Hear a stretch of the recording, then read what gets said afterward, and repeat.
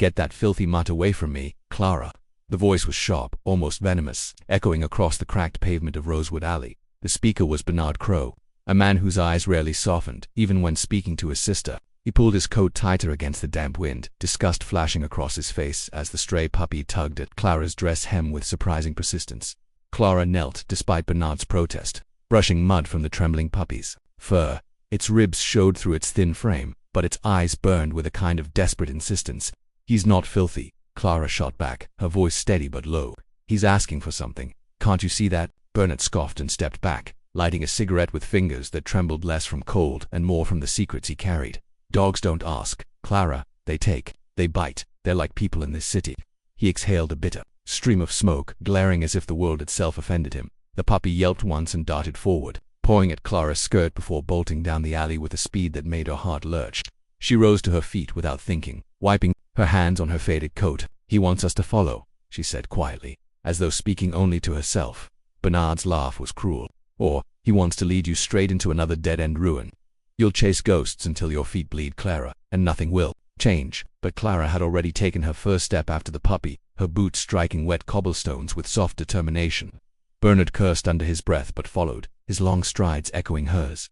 The alley twisted and narrowed, walls on either side stained with mildew and forgotten graffiti. The puppy's small paws splashed through puddles, guiding them toward an abandoned row of buildings that had long since been condemned.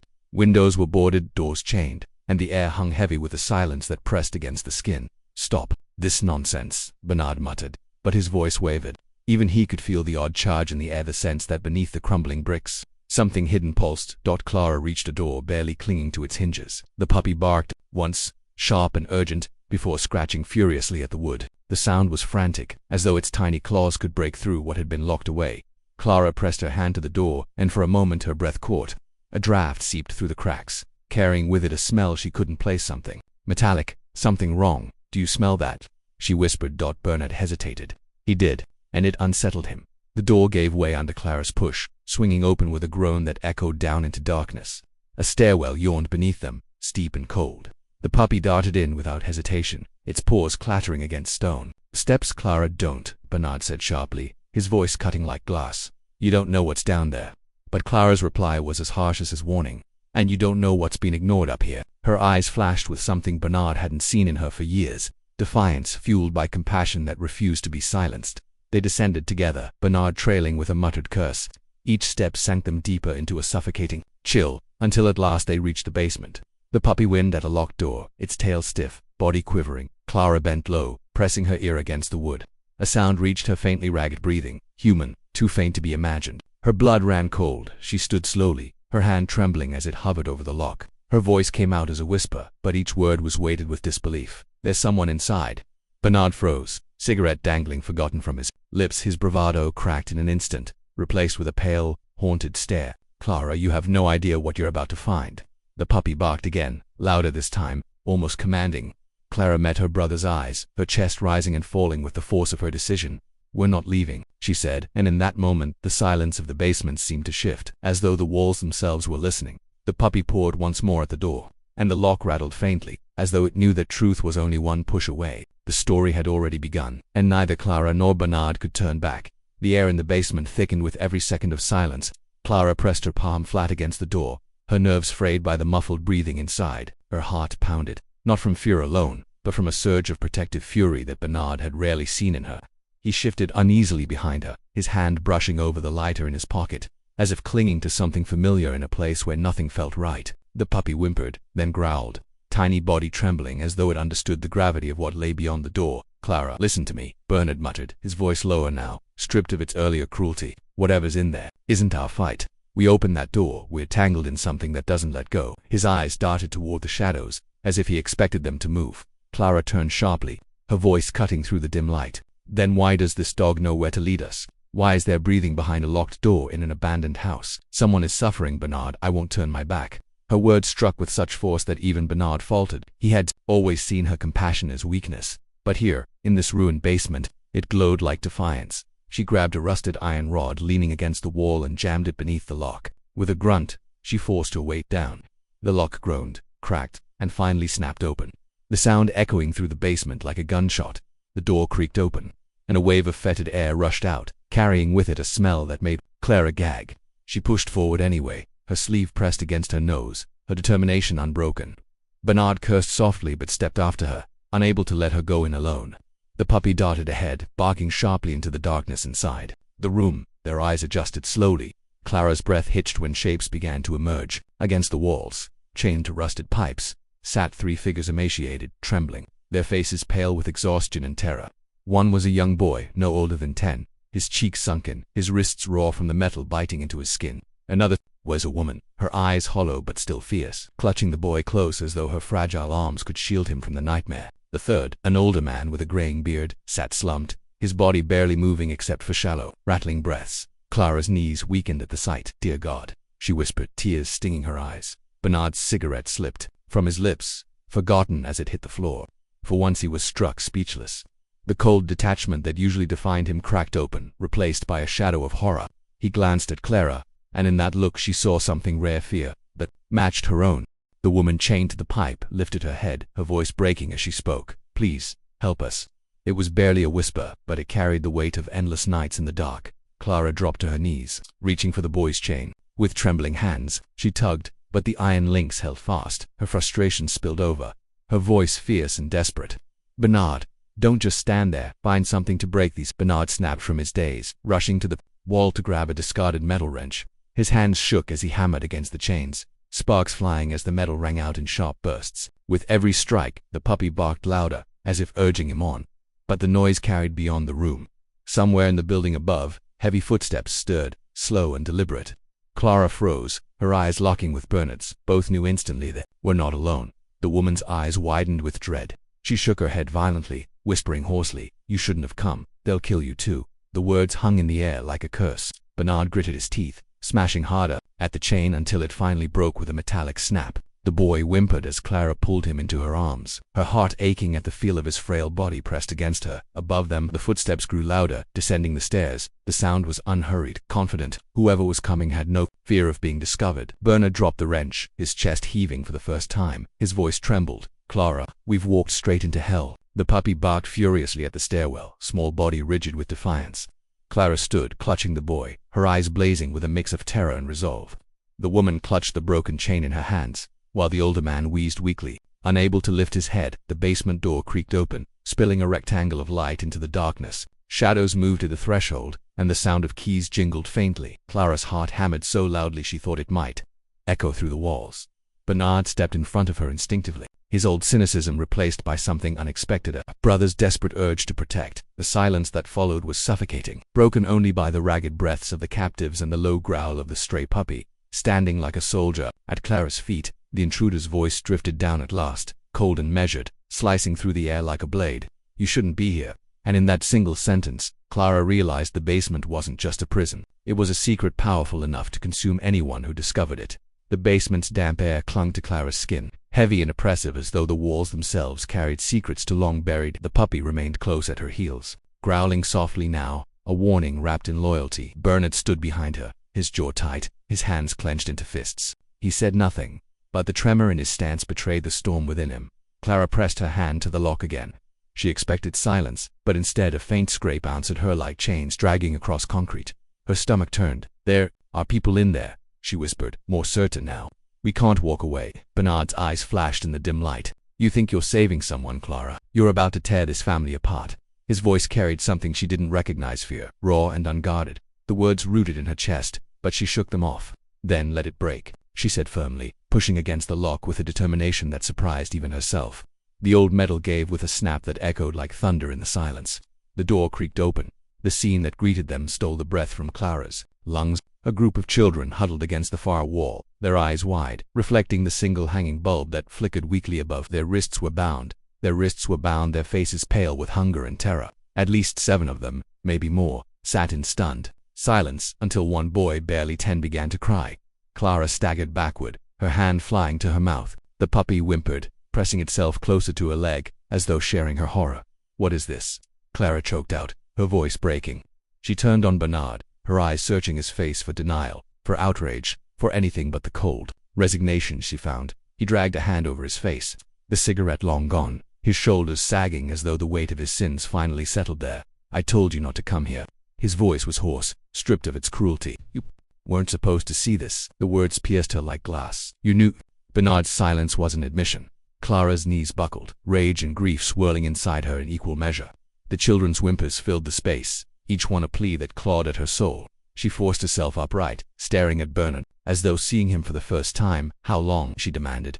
How long have you been part of this? Bernard looked away, his gaze sinking into the shadows. Since the beginning. Since the debts piled up and there was no other way. His voice cracked, revealing the fragility beneath his hardened exterior. Do you think I wanted this? Do you think I ever slept easy knowing what was happening in these basements? Clara's breath came in shallow bursts. The man before her was still her brother, but everything between them had shifted irreparably. The bond of blood now stained with the weight of truth. The children stirred. One girl clutching another's hand, their small faces etched with fear, but also a glimmer of hope, as if Clara's presence alone promised something Bernard never could. She knelt down, her voice softening. You're safe now. I swear you are. Bernard's voice cracked behind her. No, they're not. You don't understand what you've started, Clara. These men, the ones I owe, they will burn this entire street to ashes before they let you walk out with them. His words tightened the air until it was suffocating. The twist settled like a blade. Bernard was not only complicit, he was bound to forces that reached far beyond this basement. Clara's horror deepened into realization. Her eyes burned, but she held his gaze. Then let them come, she said, her voice steady, fierce, as though forged in fire. I won't leave them here, Bernard. Not tonight, not ever. The puppy barked sharply, the sound startling in its defiance, as if echoing Clara's vow. The children flinched, then clung tighter to one another. Sensing that the tide had shifted in their favor, Bernard closed his eyes, his shoulders sagging with a grief she almost pitied. You've signed our death warrants. But Clara only stood taller, her hand reaching for the nearest child's trembling fingers. No, Bernard, she whispered, her heart pounding with the force of her decision. I've signed their salvation. Above them, a noise broke the silence, a heavy footstep, deliberate, echoing down the stairwell. Bernard's eyes snapped open in terror. Clara pulled the children closer, her breath caught between dread and resolve. The raid was coming and nothing would ever be the same. This part 3 builds emotional highs and lows, Clara's horror, Bernard's confession, the discovery of the children, and the twist, Bernard's entanglement with powerful men. It closes on a cliffhanger as footsteps above signal the beginning of the raid. Do you want me to carry part 4 into the actual raid sequence with chaos, danger, and Clara's defiance at its peak? Is this conversation helpful so far? ChatGPT can make Clara's fingers lingered on the rusted lock, her heart hammering with the weight of what lay hidden. Bernard shifted uneasily behind her, his voice breaking through the tense silence. You don't understand, Clara. If you open that door, you won't just find someone, you'll find trouble that doesn't belong to us. But his words carried less conviction than before, like a man trying to smother a fire already out of control. The puppy wind, pawing harder at the door until its small nails scraped against the metal. Clara drew in a deep breath and pressed her forehead briefly against the damp wood. Maybe trouble has been living here while everyone else looked away, she murmured. Then, as if fueled by the weight of all her unspoken years of compassion, she drove her shoulder against the door. The lock groaned, hinges strained, and finally it swung open. The air that rushed out was suffocating, heavy with decay and fear. A single light bulb flickered overhead, revealing a cramped room where 3 figures huddled together, 2 teenagers and a woman, her face bruised, her wrists bound with rope. Their eyes widened as Clara appeared in the doorway. Disbelief etched across their gaunt features. Bernard staggered back, his cigarette falling forgotten to the floor. God help us, he whispered, voice hollow. What in hell is this place? Clara knelt, her hands trembling as she reached for the ropes binding the woman. It's what we were meant to see, she said, her voice breaking with equal parts horror and determination. The puppy sat close, tail curled tight, as if guarding the truth it had led them to dot in that moment. Clara understood this was no accident. The dog hadn't wandered aimlessly, it had delivered them to a secret that could not stay buried. The basement seemed to pulse with its own breath, shadows curling tighter around Clara as she leaned closer to the trembling door. Bernard's hand gripped her arm, not with care but with fear disguised as authority. His voice broke the silence, harsh yet unsteady. Clara, you don't understand what this will cost us. Walk away now. His words were brittle, and she heard in them not warning but guilt. The puppy whimpered, its small frame pressed against the wood as though refusing to leave the secret it had carried them to. Clara stared at Bernard then, her eyes narrowing. Something in his silence, in the way he would not meet her gaze, told her he already knew what was inside. Her fingers brushed the rusted lock, and the faint sound of chains shifting answered her. From the other side, a muffled cry broke through, weak but undeniably human. Clara recoiled as the sound stabbed through her chest, but her fear hardened into fury. You knew, she whispered, her words trembling. All this time, Bernard, you knew. He looked away, ash from his forgotten cigarette crumbling between his fingers. The midlight from the broken stairwell bulb flickered, illuminating the sweat on Bernard's brow. He muttered, almost pleading, "I tried to stop it. You think I wanted this?" His confession cracked the air like glass. Clara felt her pulse quicken, the world tilting beneath her feet. The puppy barked sharply, and the sound carried down the corridor like a signal. Behind the locked door, more shuffling began, louder now, as if those hidden within sensed their chance at rescue. Clara's hand tightened into a fist. The weight of truth pressed down, and she knew the choice before her was no longer hers alone. It was survival, justice, and betrayal colliding in one fragile moment. The silence inside the basement broke like a dam as Clara forced her shoulder into the lock. It gave way with a crack that seemed to shake the walls themselves. The door swung open into suffocating darkness, and for a moment the air itself seemed too heavy to breathe. Then the shapes appeared, frail, shivering bodies huddled against damp brick, their faces pale with hunger, their eyes wide with the hollow exhaustion of captivity. The puppy darted forward, tail trembling with joy as it pressed against one of the children, who lifted a hand as though to confirm this was real and not some cruel dream. Clara froze in the doorway, her heart wrenching at the sight. Every instinct in her screamed to gather them, to promise safety, but her gaze shifted to Bernard standing in the shadows behind her. His face was ghostly pale, his lips pressed tight in a line that could no longer disguise his complicity. "You brought me here," Clara said, her voice cutting through the tension like steel. "But you never meant to open that door." Bernard's mouth opened as though to argue, but no words came. His silence was damning enough. Clara's voice shook as she called up the stairwell, louder than she had ever dared. "Help down here. Hurry." Her cry carried through the rotting beams and out into the alley where voices answered, boots pounding the ground. Within seconds, the basement was flooded with a beam of flashlights and the authority of uniforms. Police surged down the steps, their radios crackling. The children flinched at the sudden noise until gentle hands and calming words began guiding them upward, one by one, into the night air. Clara stood back, her hands trembling as relief and grief tangled inside her chest. The puppy stayed close, weaving between the rescuers, as if ensuring none were left behind. Bernard didn't move. He sagged against the wall, cigarette trembling in his fingers, his bravado stripped away. An officer gripped his arm and snapped the cuffs into place. Bernard finally met Clara's gaze, his eyes hollow, his voice barely more than a rasp. "You think you've saved them," he said, "but you've destroyed me." Clara's reply was quiet, yet steady. "No, Bernard. You destroyed yourself the moment you chose silence." For the first time, she saw the boy she had grown up with, a brother who had once shielded her from storms, vanish completely, leaving behind only a man corroded by cowardice and greed. The children were led outside, wrapped in blankets, their fragile frames swallowed by the night air. Clara followed slowly, her legs unsteady, the adrenaline draining from her veins. As she stepped into the alley, she saw neighbors emerging from doorways, drawn by the sirens and shouts. Some gasped, some wept, others pressed trembling hands to their mouths. The truth was no longer buried. It was blazing into the open dot. An officer approached Clara, his voice softened with gratitude. "If you hadn't called, if you hadn't trusted that dog, we might never have found them." She could only nod, her throat too tight to speak. The puppy pressed against her shin, its eyes still bright with the same relentless insistence that had begun this journey. Clara bent low, scooping it into her arms. For the first time that night, she allowed herself to cry, silent tears falling into its fur.